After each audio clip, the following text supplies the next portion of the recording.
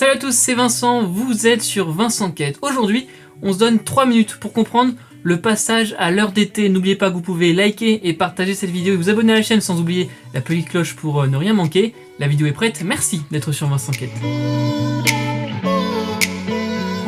En France, on passe à l'heure d'été depuis 76. La nuit du dernier dimanche de mars, on avance d'1 heure. À 2 heures, il est 3 heures. On dit qu'on perd 1 heure de sommeil. Et on repasse à l'heure d'hiver, qui est en fait l'heure officielle, la nuit du dernier dimanche d'octobre. Alors, en France, c'est depuis 1976, donc dans l'UE, ça date globalement des années 80. Et la date du passage à l'heure d'été a été harmonisée en 2002, ce qui est plutôt utile vu que l'UE est répartie sur 3 fuseaux horaires. Ailleurs dans le monde, on a aussi des changements d'heure, c'est le cas notamment au Canada ou aux États-Unis, mais des pays comme l'Argentine, la Tunisie, l'Égypte, la Turquie, l'Ukraine, la Russie ou l'Arménie ont décidé d'arrêter ce système. Mais pourquoi on rajoute 1 heure en été? La principale raison, c'est l'économie d'énergie. En France, les années 70 sont marquées par les chocs pétroliers, le prix du pétrole explose. En décalant d'1 heure nos horloges, on consomme moins d'énergie.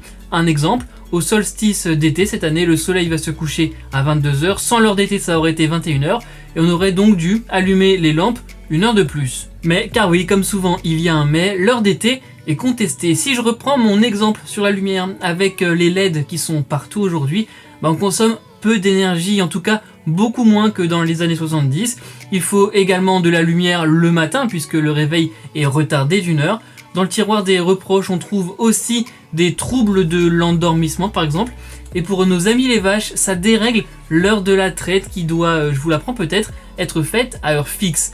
Cette contestation, en tout cas, elle existe dans toute l'Union européenne, qui a voulu se saisir de ce sujet. En 2018, à la demande du Parlement européen, la Commission européenne a lancé une grande consultation publique. Au total, plus de 4,6 millions de réponses, c'est beaucoup, et 84% des gens pour la suppression de l'heure d'été. C'est un plébiscite et l'UE avait fait en sorte qu'on ne change plus d'heure à partir de 2021, c'était même un vote des eurodéputés.